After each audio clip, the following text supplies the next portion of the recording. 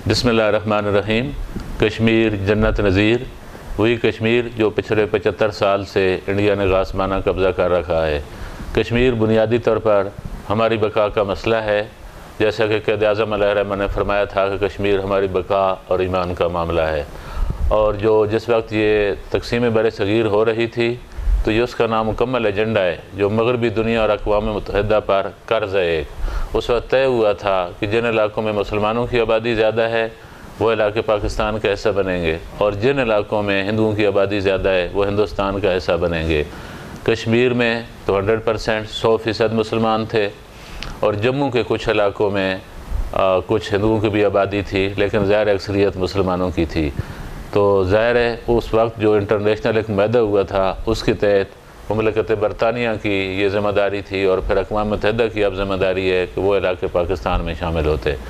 अगर वैसे भी देखा जाए तो जितने इल्हाक़ के कोई ज़ाब्ते, कानून, असूल, कोई इंडिकेटर्स हो सकते हैं तो कश्मीरियों के पाकिस्तान के साथ ही बनते हैं। कश्मीर के जितने जोग्राफियाई रास्ते हैं वो सारे रास्ते पाकिस्तान की तरफ आते हैं। सकरदू का रास्ता है, कारगिल का रास्ता था, सियालकोट का रास्ता है, मीरपुर का रास्ता है, और श्रीनगर और मुज़फ़्फ़राबाद, ये सारे रास्ते पाकिस्तान की तरफ आते हैं। उनके दरिया पाकिस्तान की तरफ आते हैं। तो जोग्राफियाई तौर पर वो नेचुरली पाकिस्तान का हिस्सा बनता था। अगर ज़ुबान को बुनियाद बना दिया जाए तो तब भी उनकी ज़ुबान पाकिस्तानियों से मिलती है, पोठहारियों से मिलती है, और गोरमुखी से तो कतई नहीं मिलती। और अगर कोई मज़हब किसी रियासत की बुनियाद हो सकता है तो उनका मज़हब भी पाकिस्तान के साथ मिलता है, और उनके दिल भी पाकिस्तान के साथ मिलते हैं। और अगर कवानीनी बात की जाए तो जैसे मैंने पहले कहा कि जो एजेंडे का फ़ार्मूला था बर-ए-सग़ीर की तक़सीम का, उसके मुताबिक इसको पाकिस्तान का हिस्सा होना चाहिए था।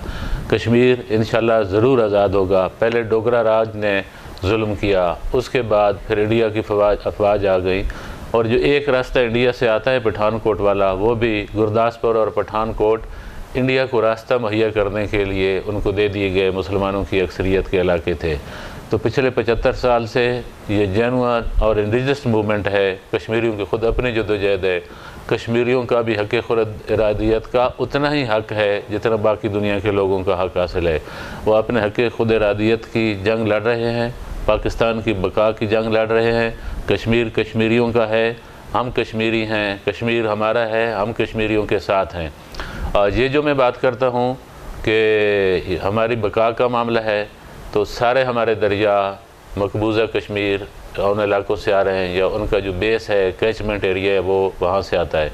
तो जो दरिया सिंतास मुआहदे के बाद बच गए हमारे पास, अगर ये यौम इस्तिसाल कश्मीर जो हम मना रहे हैं 5 अगस्त को, जो इंडिया ने एक और जुल्म किया 5 फरवरी के बाद और 1948 के बाद, कि उसको अपना हिस्सा डिक्लेयर कर दिया मुमलकत इंडिया का, हिंदुस्तान का, अगर ये रह जाता है तो वह मज़ीद दरियाओं के रुख मोड़ देगा। यहाँ पानी नहीं आएगा, यहाँ खेत लहलाएंगे नहीं, यहाँ कोई खेती बाड़ी नहीं होगी, और लोगों के पास पीने का पानी भी नहीं होगा, क्योंकि दरियाओं में पानी नहीं आएगा तो अंडरग्राउंड पानी भी कम हो जाएगा। तो ये हमारी बका का मसला है, और उससे सबसे ज़्यादा हमारी गैरत का मसला है, कश्मीरियों की हक़ खुद इरादियत का मसला है। लिहाजा जो कश्मीरियों की जायज़ कानूनी, आइनी और इंटरनेशनल लॉ के तहत हक़ खुद इरादियत की जंग है, हमने उनका साथ देना है। और 5 अगस्त को यौम इस्तिसाल कश्मीर है, उसमें आगे हैं सारे लोग, आगे हैं सारे पाकिस्तान के लोग, सारे खुद इरादियत वाले लोग, इंसानी हकूक़ के पासदारी करने वाले लोग, इंसानों को उनका हकूक़ देने के हामी लोग सारे आगे आएँ। और ख़ुसूसन अलियान बकर को मैं कहता हूँ कि कश्मीरियों को अपनी हमायत का यकीन दिलाएँ। वहाँ पे कितने बड़े बड़े हज़ारों कब्रें बन गई, 1 लाख से ज़्यादा लोगों को शहीद कर दिया गया, हज़ारों औरतों की इस्मतदरी की गई है, उनको माली तौर पर नुकसान पहुंचाया गया है। एक ज़ंदान है जो पिछले 75 साल से कश्मीरियों को उसमें डाल रखा है। तो हम उनकी जो जायज़ आइनी, कानूनी, सफारती मदद है वो करते हैं। तो आप आगे हैं, मग़रबी दुनिया तक, जदीद दुनिया तक, मॉडर्न दुनिया तक उनकी आवाज़ में आवाज़ मिलाने के लिए आएँ, हमारी रैली में शिरकत करें, हमारे सेमिनार में शिरकत करें, और उनके लिए अपनी आवाज़ उठाएं, एक ज़िंदा इंसान होने का सबूत दें, और वो जो मज़लूम हैं उनके लिए आगे हैं, उनके लिए अपनी आवाज़ उठाएं आइन और कानून के दायरे में। बहुत शुक्रिया।